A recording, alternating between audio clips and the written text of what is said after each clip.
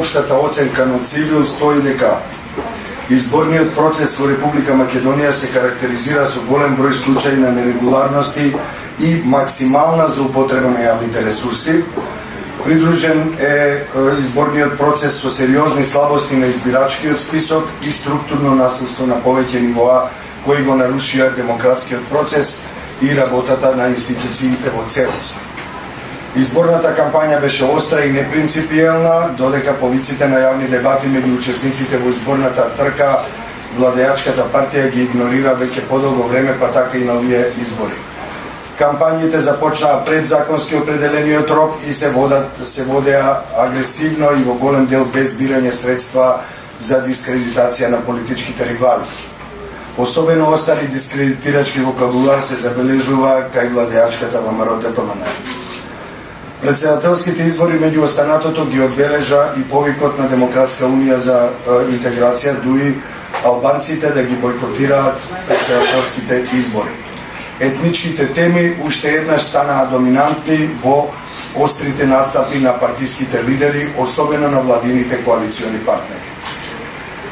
Манипулациите и говорот на омраза беа јасно изразени и присутни во провладините медиуми, како и преку социјалните мрежи, каде говорот на омразата, вулгарностите и грубиот речник се карактеристика на медиумски истакнати апологети на политиките на владеачката партија.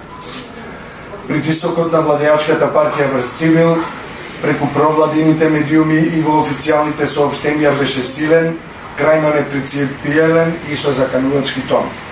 Се нотира и попречувањето и притисоците врз наблюдувачите на Цивил на деновите на гласање во првиот и вториот круг.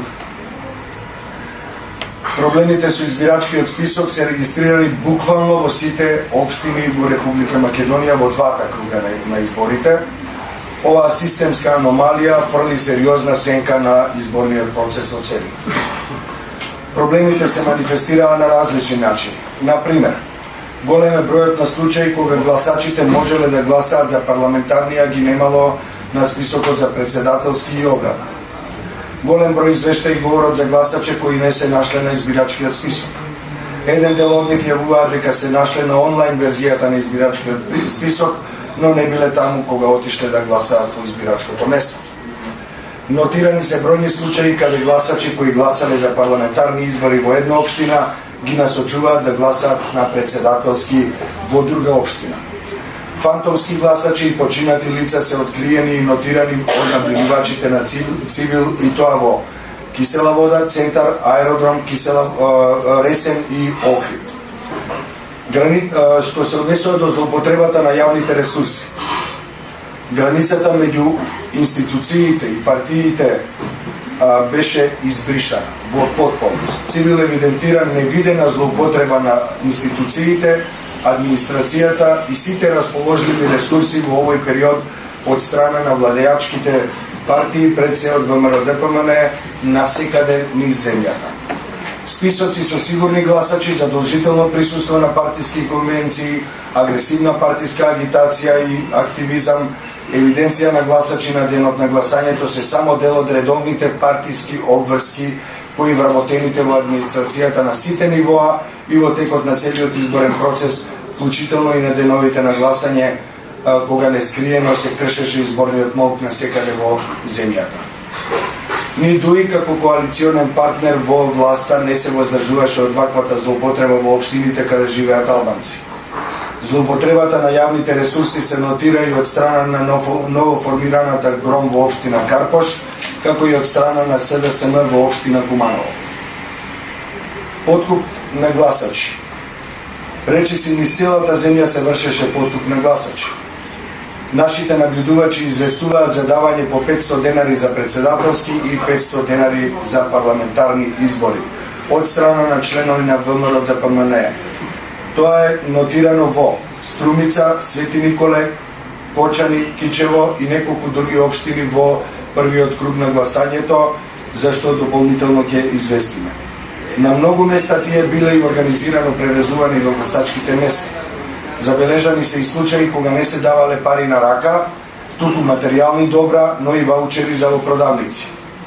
Во Свети Николе, например, на подкупените гласачи им се овозможило да испазарат за 2000 денари во маалската продавница.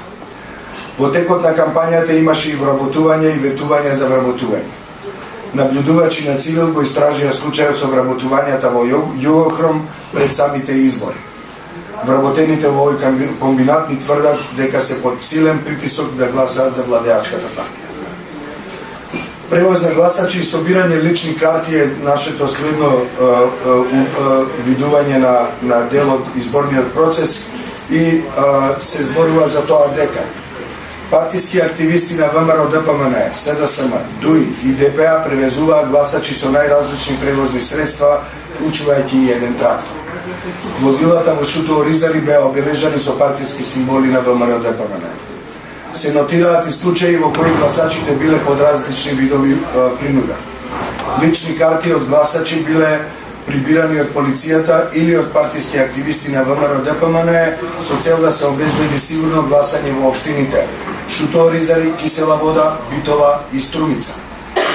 Превоз на гласачи е нотиран и во општините Кичево, Ресен, Старонегоричане, Радовиш, Велес, Демиркапија, Гевгелија, Свети Николе, Кочани, Аеродром и Гази Баба.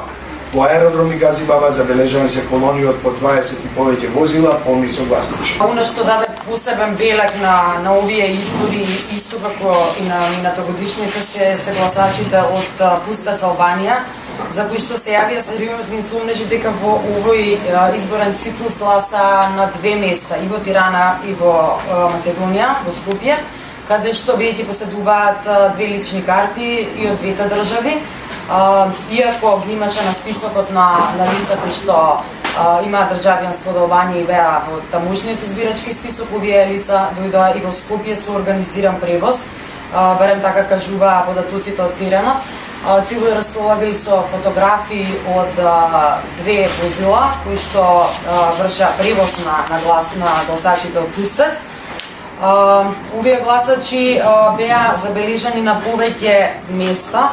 Ова најмногу се случуваше во избирачкото место бир 2849 во центар, каде што се појави гласач од Пустец да гласа со веќе обоени палци на двете раце.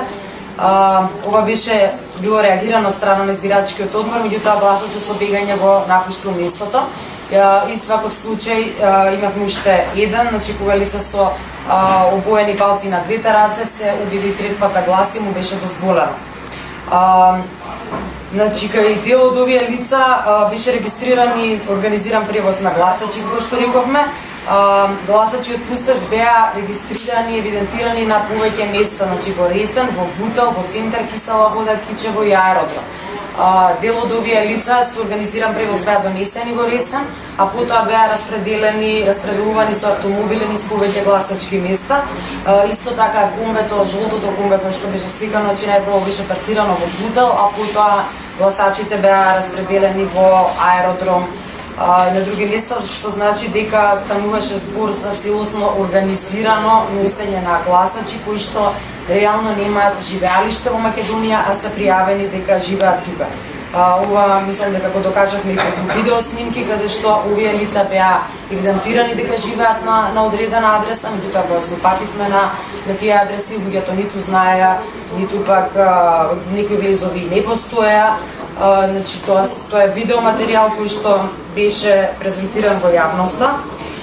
Тука доаѓаме до ДИК, бидејќи целиот овој материјал беше предаден до Државната изборна комисија, која што изјави дека нема да ги разгледа нерегуларностите и забелешките кои што ги испрати невладината Цивил на денот на изборите. Јас ќе цитирам изјавата на председателот на ДИК Никола Рилковски, кој рече: "Ние вашите забелешки ги сметаме за информации и не можеме да одлучуваме ништо по нив." Од невладината Цивил добивме голем број забелешки, но тоа за нас е доставување материјал од информативен карактер. Тоа не се податоци кои ние конкретно ќе одлучуваме, ние само ќе одлучуваме за тоа што ќе го добиеме како официјален податок од приговорите. Подпредседателот на ДИК Сукија Купи за Цивил медија изјави дека Цивил не е активно во изборите и дека само политичките партии може да ги користат забелешките на кои Цивил укажува. Инаку Цивил поднесе 250 случаи на нерегуларности на денот на гласањето, две забелешки извештаи за нерегуларности беа поднесени до ДИК во текот на предизборната кампања, односно еден ден по денот на гласањето во првиот круг на нерегуларностите. Со други зборови, сите овие информации до кои дојде цивил и сите забелешки од страна на граѓаните ќе бидат земени само како информација, но не и како представка. Во однос на ДИК јас имам уште нешто да кажам однос на работата и транспарентноста и легитимноста на извештаите кои што можеме да ги видиме. Во текот на вчерашниот ден досна вечерта се појавија податоци околу општината Аеродром, каде што се појави дупка од 20.000 гласачи на официјалната веб страница на ДИК, односно беше објавено дека процентот на излезност е околу 99%, со регистрирани 63.818 гласачи. За оваа дупка од ДИК се уште немаме повратни информации и образложение зошто се јави, ако се обидовме да добиеме одговор. Веднаш по час и половина откако се појави оваа информација, податоците на веб страната на ДИК наеднаш беа сменети и сега фигурира дека гласале 43.818 гласачи, значи 20.000 гласачи помалку, што комплетно ја менува сликата за излезеноста, процентот на излезеност. Од тие причини сметаме дека е недозволиво да се игра со бројките, ова се официјални бројки на Државната изборна комисија и дека ДИК треба конечно да излезе со целосна и општа слика и точни податоци за излезеноста, бројот на гласачите, на важечките и неважечките личиња со цел да се добие комплетна слика за она што се случуваше на изборниот ден.